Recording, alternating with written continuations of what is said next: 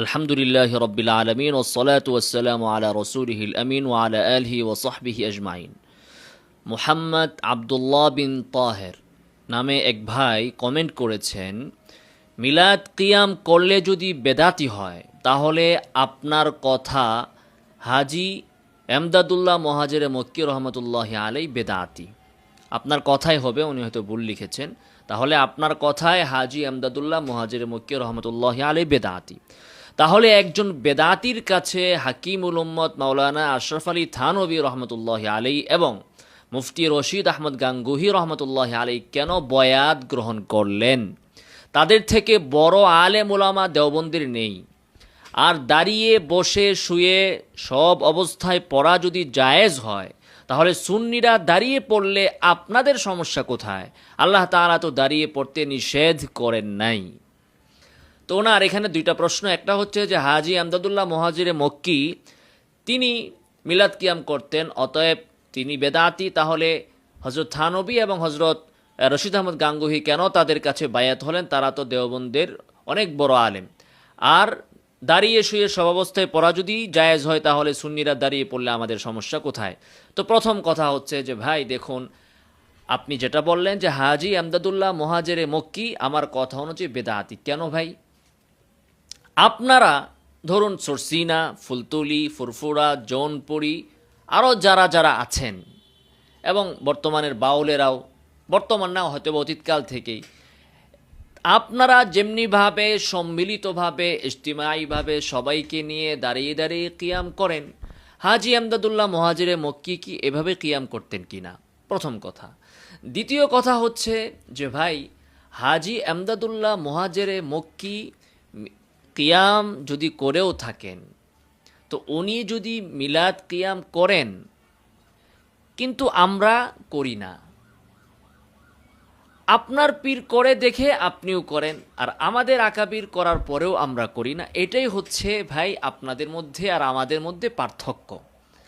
আমাদের একজন আকাবির তিনি করেছেন, তারপরেও আমরা করি না, যেহেতু কোরআন সুন্নায় নাই। আর আপনারা কোরআন সুন্নায় না থাকা সত্ত্বেও করেন, যেহেতু আপনার পীর করছেন বা করেছেন। এটাই তো পার্থক্য।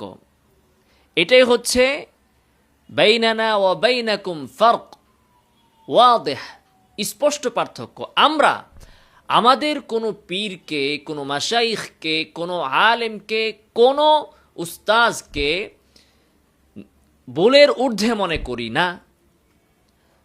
আমি যদি 12টা কথা বলি, 11টা কথা সঠিক যদি হয় আর একটা কথা যদি ভুল হয়, তো আমার 11টা কথাই মানুষ নিবে, ভুল কথাটা কেউ নেবে না। কিন্তু আপনাদের নীতি হচ্ছে যে আপনাদের পীর যা বলবে সেটাই করতে হবে, ভুল হইলেও সেটাকে আঁকড়ে ধরে থাকতে হবে, বিভিন্ন তাউইল করে ব্যাখ্যা করে হলেও সেটাকে টিকিয়ে রাখতে হবে। এটাই তো ভাই দোষ।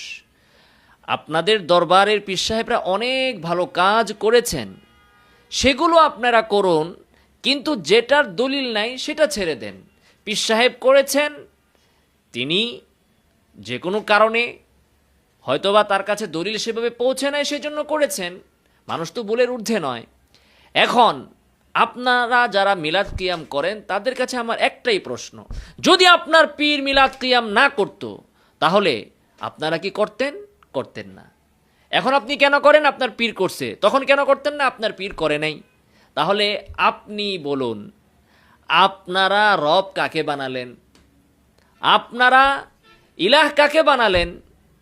তো আল্লাহ তাআলা যে কোরআনে বলেছেন, আমলাহুম শুরাকা শারাউ লাহুম মিনাদ-দীন মা লাম ইয়াযাম বিহিল্লাহ, আল্লাহ যে শরীয়ত দেয় নাই ওই শরীয়ত তোমরা কেন পালন করো? তাহলে কি আল্লাহর সাথে তোমরা কাউকে শরীক বানিয়েছো যে তোমাদেরকে শরীয়ত দিচ্ছে? তো আপনারাও তো সেটার মেজদাক হয়ে যাচ্ছে। নাউজুবিল্লাহি মিন যালিক, আল্লাহ তাআলা হেফাজত করুন। আপনি চিন্তা করুন, আপনি মিলাদ এজন্যই পড়েন, আপনার পীর পড়েছে। যদি পীর না পড়তো, কিয়াম না করতো, আপনিও করতেন না। আপনি এই জন্য মিলাদ কিয়াম করেন না যে এটা কোরআনে আছে বা হাদিসে আছে বা রাসূল সাল্লাল্লাহু আলাইহি ওয়াসাল্লামের আদেশ বা তার আদর্শ, এই জন্য তো আপনি কিয়াম করছেন না। আপনি করছেন আপনার পীরের ইত্তেবার কারণে। তাহলে আপনি অনুসরণ কাকে করলেন? কাকে আপনার রব বানালেন, খোদা বানালেন? এটাই তো প্রশ্ন। আর এটাই হচ্ছে আপনাদের সাথে আমাদের পার্থক্য। অতএব হাজী এমদাদুল্লাহ মুহাজিরে মক্কি যদি মিলাদ কিয়াম করেও থাকেন, তথাপি আমরা সেটাকে না করে কোরআন সুন্নাহকে ফলো করছি, এক্ষেত্রে তো আমাদের প্রশংসা করা দরকার। তিরস্কার কেন করছেন, ভৎসনা কেন করছেন, উল্টা কেন বুঝলেন ভাই, সোজাটা কেন বুঝেন না? আমরা কাউকে ভুলের ঊর্ধ্বে মনে করি না। পৃথিবীর সকল মানুষ তাদের আকওয়ালুল আইম্মা ইহতাজ্জু লাহা লা ইহতাজ্জু বিহা। একজন আলেমের বক্তব্য ইমামের বক্তব্য, আর হাজী এমদাদুল্লাহ মুহাজির মক্কি তো কোনো ইমাম নন। একজন ইমাম তিনিও যদি কোনো বক্তব্য দেন, তার বক্তব্যের সপক্ষে দলিল খুঁজতে হবে। তার বক্তব্যটা দিয়ে দলিল দেওয়া যাবে না যে অমুক এটা বলছে অতএব এইটাই না, অমুক এটা বলছে সেইটার পক্ষে কি দলিল সেটা খুঁজে বের করতে হবে। আমি একটা কথা বললাম, এটাই দলিল হবে না যে হ্যাঁ যেহেতু সে এটা বলেছে অতএব এইটাই সঠিক না। আমি যেটা বলছি আমার কথা দলিলের মোহতাজ, আমার কথার সপক্ষে দলিল আপনি খুঁজে বের করলে, দলিল পেলে সেটা গ্রহণ করবেন। আমার কথাকেই যদি আপনি দলিল বানান, আমার কাজকেই যদি আপনি দলিল বানান, তাহলে তো এটা হলো না। তো কোনো ইমামের বক্তব্য সেটা দলিল ছাড়া শুধুমাত্র তিনি বলেছেন এই দৃষ্টিকোণ থেকে কেউ গ্রহণ করেননি পৃথিবীর, আমরাও গ্রহণ করব না, গ্রহণ করার কোনো সুযোগও নাই। আর হাজী এমদাদুল্লাহ মুহাজিরে মক্কি তিনি অনেক বড় বুজুর্গ ছিলেন। এখন আমাদের সমাজের সমস্যা হচ্ছে, আমরা যখন দেখি একজন ভালো বক্তা তিনি সুন্দর বক্তৃতা দিতে পারেন, তখন আমরা মনে করি যেহেতু তিনি ভালো বক্তা অতএব তিনি বড় আলেমও হবেন, তাই তার কাছে আমরা ফতোয়া চাই, তিনি ফতোয়া দিয়ে ভুল করলেও আমরা সেটাই মানি।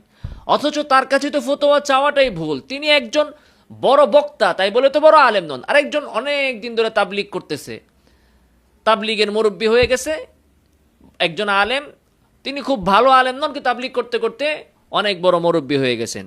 এখন আমরা ওই তাবলিগি আলেমকে অনেক বড় আলেম মনে করতেছি, অথচ তিনি একজন সাধারণ আলেমও নন। হ্যাঁ তিনি তাবলিগ করতেছেন, ওই দিক থেকে আপনি তাকে বাহাবা দেন, কিন্তু এলেম তো তার কাছে নাই। একজন গায়ক, একজন শিল্পী ভালো গজল বলতে পারে তাই বলে সে বড় আলেম, এটা তো নয়। তো হাজী এমদাদুল্লাহ মুহাজিরে মক্কি তিনি কি ছিলেন? তিনি মুজতাহিদ ছিলেন, অনেক বড় আলেম ছিলেন। কে আপনাকে বলেছে এটা? হযরত থানবী, হযরত গাঙ্গুহি কি তার কাছে এলেম শিখতে গেছিলেন? ওনারা তার কাছে গিয়েছিলেন ইসলাহ, আত্মশুদ্ধির জন্য। যেহেতু তিনি অনেক বড় বুজুর্গী, যেহেতু তিনি ইসলাহের দিকে অনেক পারদর্শী, ইসলাহের ক্ষেত্রে তিনি অনেক পারদর্শী, সেটার জন্য গিয়েছিলেন। তো হাজী এমদাদুল্লাহ মুহাজিরে মক্কি থেকে আপনি কি নিবেন সেটা তো বুঝতে হবে, তার কাছে কি ছিল সেটা তো বুঝতে হবে। উনি অনেক বড় পণ্ডিত ছিলেন না, আলেম ছিলেন না, বাকি তিনি অনেক বড় আমলদার লোক ছিলেন এবং তিনি মুসলিহ ছিলেন, মানুষকে পরিশুদ্ধ করতে পারতেন। তো সেই জন্য বড় বড় আলেমরা তার কাছে গিয়েছেন। এখন কোনো একদিন কোনো একটা ঘটনাকে আপনি দেখাতে পারবেন যে হযরত থানবী বা এই রশিদ আহমদ গাঙ্গুহি ওনারা হাজী এমদাদুল্লাহ মুহাজিরে মক্কির কাছে ফতোয়া শেখার জন্য গিয়েছেন, কোনো হাদিসের ব্যাখ্যা শেখার জন্য গিয়েছেন না, বরং হাজী সাহেব রহমতুল্লাহ আলাই ক্ষেত্র বিশেষ প্রয়োজন হলে তাদের শরণাপন্ন হতেন, ফতোয়ার জন্য, ইলমের জন্য শরণাপন্ন হতেন। এখন আপনি একটা দেখান তো যে হাজী এমদাদুল্লাহ মুহাজিরে মক্কি কোনোদিন হযরত থানবী, রশিদ আহমদ গাঙ্গুহিকে নিয়ে আপনারা যেভাবে মিলাদ কিয়ামের মজমা করেন কোনোদিন করেছেন কিনা? হাজী এমদাদুল্লাহ মুহাজিরে মক্কি মিলাদ কিয়ামের মজমা করছেন, হযরত থানবী, হযরত রশিদ আহমদ গাঙ্গুহি যায় সেখানে উপস্থিত হয়ে মিলাদ পড়ছেন, এমনটা হয়েছে কিনা? তিনি কোনো এক অবস্থাতে, কোনো এক হালতে তিনি মিলাদ কিয়াম বা কিয়াম করেছেন, দাঁড়িয়ে দুরূদ পড়েছেন। তো সেটার অনেকে অনেকভাবে সেটার ব্যাখ্যা করতে পারে। কোনো ব্যাখ্যা না থাকলে অন্তত এই ব্যাখ্যা তো আছে যে হয়তোবা তিনি এই বিষয়ে সঠিক মাসআলাটা তার কাছে ওয়াজেহ ছিল না, অথবা বলা হয় যে ওনার সামনে কোনো একটা অবস্থা আসছে যে কাশফ হয়েছে, সেই অবস্থায় তিনি করছেন। তো আপনার তো আর কাশফ হয় না, আপনি কেন করবেন?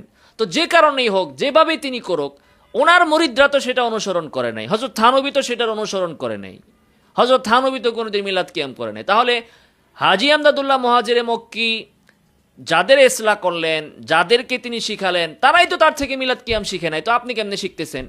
দেখান হাজী এমদাদুল্লাহ মুহাজিরে মক্কির যারা খলিফা ছিল তারা মিলাদ কিয়াম করতেন, দেখান। তাহলে ওনাদের পীরের এই কাজ তো ওনার মুরিদরাই গ্রহণ করে নাই, তো আপনি কি হাজী আমদাদুল্লাহ মুহাজির মক্কিকে ওনাদের থেকে বেশি চিনেন, বেশি জানেন?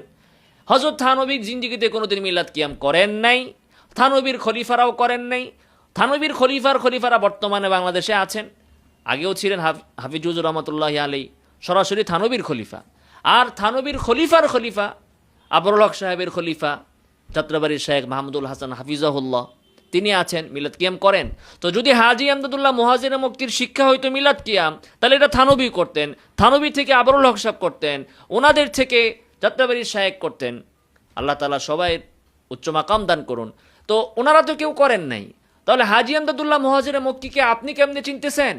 আর ওনার খলিফারা, ওনার মুরিদরা কিভাবে চিনতেছে? সম্পূর্ণ এটা অপব্যাখ্যা। বহরহাল হাজী আমদাদুল্লাহ মুহাজির মক্কি তিনি তার মুরিদদেরকে কখনো মিলাদ কিয়ামের পক্ষে দাওয়াতও দেন নাই, এগুলো শিক্ষাও দেন নাই। থানবী, রশিদ আহমদ গাঙ্গুহি এবং আরও যারা ছিলেন রাহিমাহুমুল্লাহ, তারা কেউ এভাবে মিলাদ কিয়াম করেন নাই, তাদের খলিফারাও করেন নাই। অতএব কোনো একজন ব্যক্তির তাফারুদাত, বিচ্ছিন্ন আমলের ইত্তেবা করা, এটাই হচ্ছে ভুল। এটা উসুল, এটা একটা নীতি যে কোনো ব্যক্তির বিচ্ছিন্ন কাজ, যেটার ব্যাপারে অন্যরা একমত না, যেটার ব্যাপারে দলিল নাই, এরকম বিচ্ছিন্ন কাজ যদি কেউ বলেন, তাহলে সেইটার অনুসরণ করাটাই হচ্ছে ভুল। এরকম সুজুজের অনুসরণ করাটাই হচ্ছে ভুল। প্রত্যেকটা আলেমেরই এরকম বিচ্ছিন্ন মত থাকতে পারে। ইবনুল হুমামেরও ছিল, ইবনে তাইমিয়ারও ছিল, ইবনুল হাজারেরও ছিল, সাহাবীদের মধ্যে আব্দুল্লাহ ইবনে আব্বাসেরও ছিল, হযরত আয়েশারও ছিল, ইবনে ওমরও ছিল। প্রত্যেকেরই দেখা গেছে যে একটা বিষয় এমন একটা কাজ বা এমন একটা কথা তিনি ফতোয়া দিয়েছেন যেটার সাথে অন্যরা একমত নন, তো সেটার তো ইত্তেবা করা যাবে না। আর হাজী আমদাদুল্লাহ মুহাজির মক্কি তো ফতোয়া দেন নাই, তিনি তো ফতোয়ার লোকই ছিলেন না। তিনি বড় পীর ছিলেন, কিন্তু তিনি তো বহুত বড় আলেম ছিলেন না, তিনি তো মুস্তাহিদ ছিলেন না, ইমাম ছিলেন না, তিনি তো ফতোয়া দিতেন না, তিনি তো ফতোয়ার জন্য আরেকজনের কাছে যাইতেন। তাহলে তার এই কাজকে আপনি কেন দলিল বানাবেন? শুধুমাত্র এজন্যই যে এটা আপনার শাহওয়াত, আপনার প্রবৃত্তি, আপনার দরবারের স্বার্থে আপনিও এটাকে সাপোর্ট করার জন্য হাজী আমদাদুল্লাহ মুহাজির মক্কির অনুসরণ ইত্তেবা করতেছেন, শরীয়তের কোনো দলিলের জন্য না। শরীয়তের দলিল থাকলে হাজী আমদাদুল্লাহ মুহাজির মক্কি না করলেও আমরা করব, আর দলিল না থাকলে হাজী আমদাদুল্লাহ মুহাজির মক্কি করলেও আমরা করব না। এরপরে এখন বলতে পারেন হাজী আমদাদুল্লাহ মুহাজির মক্কি কি আপনার থেকে কম বুঝতো?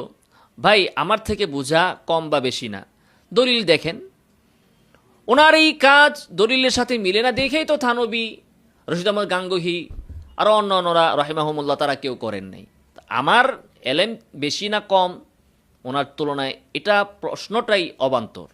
হযরত থানবীর এলেমের সাথে হাজী আমদাদুল্লাহ মুহাজির মক্কির এলেম মিলান, অবশ্যই, যদিও এটা তুলনা করাটা বা এভাবে বলাও ঠিক না, কিন্তু তারপরেও স্পষ্ট করে বলা উচিত যে হাজী আমদাদুল্লাহ মুহাজির মক্কির তুলনায় হযরত থানবী, ওনাদের এলেম বহুত বহুত বহুত বেশি ছিল। উনি পীর ছিলেন, কিন্তু ওনারা মুরিদ ছিল, কিন্তু মুরিদের এলেম বেশি ছিল। পীর এক জিনিস, বড় আলেম হওয়া আরেক জিনিস। পীর হলেই তিনি বড় আলেম না, এটা বুঝতে হবে। বর্তমানে এমন অনেক পীর থাকতে পারেন যাদের এলেম অতটা না থাকতে পারে, কিন্তু ওনারা অনেক বড় বুজুর্গ হতে পারেন, আমলদার হতে পারেন, নামাজ সালাত অনেক বেশি ওনাদের থাকতে পারে, এবং ইসলাহের যোগ্যতা, উম্মতের প্রতি দরদ তাদের অনেক থাকতে পারে। ফলে তারা ওই আসনে আল্লাহ তাআলা তাদেরকে বসাতে পারেন। তাই বলে যে ইলমি ক্ষেত্রেও তারা রাহবার হবেন, বিষয়টা কিন্তু এমন নয়। এরপরে তিনি যেটা বলেছেন, দাঁড়িয়ে বসে শুয়ে সব অবস্থায় পড়া যদি জায়েজ হয়, তাহলে সুন্নিরা দাঁড়িয়ে পড়লে আপনাদের সমস্যা কোথায়? আল্লাহ তাআলা তো দাঁড়িয়ে পড়তে নিষেধ করেন নাই। ভাই, মিলাদ বা কিয়াম এগুলো কি বলছে উনি, যে যদি দাঁড়িয়ে বসে সব অবস্থায় যদি জায়েজ হয়, তাহলে দাঁড়িয়ে পড়তে সমস্যা কি? ভাই, দাঁড়িয়ে সালাম দেওয়া এটা কোনো সমস্যা না। সুন্নিরা দাঁড়িয়ে সালাম দিলে আমাদের কোনো সমস্যা নাই। সুন্নিরা দাঁড়িয়ে সালাম দেখ, দাঁড়িয়ে দুরূদ পড়ো, কোনো সমস্যা নাই। সমস্যা হচ্ছে যদি দাঁড়িয়ে পড়াটাকে তারা উত্তম মনে করে, যদি দাঁড়িয়ে পড়াকে তারা শ্রেষ্ঠ মনে করে, দাঁড়িয়ে পড়াটাকে সওয়াবের কাজ মনে করে, আদব মনে করে, তাহলেই হচ্ছে প্রশ্ন। তিনও সুরত সমান, দাঁড়িয়ে বসে শুয়ে দুরুদ তিনও অবস্থায় সমান, কোনোটাতে কোনোটা শ্রেষ্ঠত্বর দাবি রাখে না। এখন আপনি যদি বলেন দাঁড়িয়ে পড়াটা আদব, মুস্তাহাব, শ্রেষ্ঠত্বর দাবি রাখে, সওয়াবের কাজ, তাহলে তো বা এটা দলিল ছাড়া কথা। তো এটাই হচ্ছে সমস্যা, দাঁড়িয়ে পড়াটা সমস্যা না। ভালো করে বুঝেন। আবার মিলাদ বা রাসূল সাল্লাল্লাহু আলাইহি ওয়াসাল্লামের উপর সালাত সালাম দাঁড়িয়ে দেওয়াটা সমস্যা না, কিন্তু সালাত সালাম দেওয়ার জন্য দাঁড়ানোটা সমস্যা। পার্থক্য কি? একজন মানুষ দাঁড়িয়ে আছে, সে রাসূলের উপর সালাত পড়তে পারে, সালামও পড়তে পারে, কোনো সমস্যা নাই। কিন্তু একজন মানুষ বসে আছে, এখন শুধুমাত্র ইয়া নবী সালামু আলাইকা বলেই সে লাফ দিয়ে দাঁড়িয়ে গেল, মানে ইয়া নবী সালামু আলাইকা পড়ার জন্য সে দাঁড়ালো, ইয়া নবী সালামু আলাইকা পড়ার জন্য যে দাঁড়াইলো, এটাই হচ্ছে বেদাত। এটা পড়ার জন্য আপনি কেন দাঁড়াবেন? সাহাবীরা তো এটা পড়ার জন্য দাঁড়ায় নাই, সাহাবীরা তো দুরূদ সালামের জন্য দাঁড়ায় নাই, আপনি কেন দাঁড়াবেন? হ্যাঁ, আপনি দাঁড়িয়ে পড়তে সমস্যা নাই, কিন্তু দাঁড়িয়ে পড়াটাকে উত্তম মনে করা, শ্রেষ্ঠ মনে করা, সওয়াবের কাজ মনে করাটা হচ্ছে বেদাত। কথা আশা করি বুঝাতে পেরেছি। আল্লাহ তাআলা তো দাঁড়িয়ে পড়তে নিষেধ করেন নাই, আমরাও তো নিষেধ করি না ভাই। দাঁড়িয়ে পড়তে কে নিষেধ করেছে আপনাকে? কিন্তু দাঁড়িয়ে পড়াটাকে যদি আপনি উত্তম মনে করেন, শ্রেষ্ঠ মনে করেন, তাহলে তো আপনি দলিল ছাড়া কাজ করছেন। আল্লাহ তিনটা জায়েজ রাখছেন, আপনি একটার মুস্তাহাব কেন করেন? আপনিই বলতেছেন আল্লাহ তাআলা তো দাঁড়িয়ে পড়তে নিষেধ করে নাই, তিন অবস্থা যদি জায়েজ হয়, তো তিনটা তো জায়েজ, আপনি একটা যে মুস্তাহাব করলেন, এটা দলিল লাগবে না ভাই? মুস্তাহাব বলতে হলে তো দলিল লাগবে। আপনি তো বৈশা বৈশা মুস্তাহাব বানাইতে পারেন না। যেটাকে সাহাবায়ে কেরাম মুস্তাহাব মনে করেন নাই, সেটাকে আপনি কিভাবে মুস্তাহাব মনে করেন? আশা করি উত্তর দিতে পেরেছি। আল্লাহ সুবহানাহু ওয়া তাআলা আমাদেরকে সহিহ আমল করার তৌফিক দান করুন। আমিন। ওয়া আখিরু দাওয়ানা আলহামদুলিল্লাহি রাব্বিল আলামিন।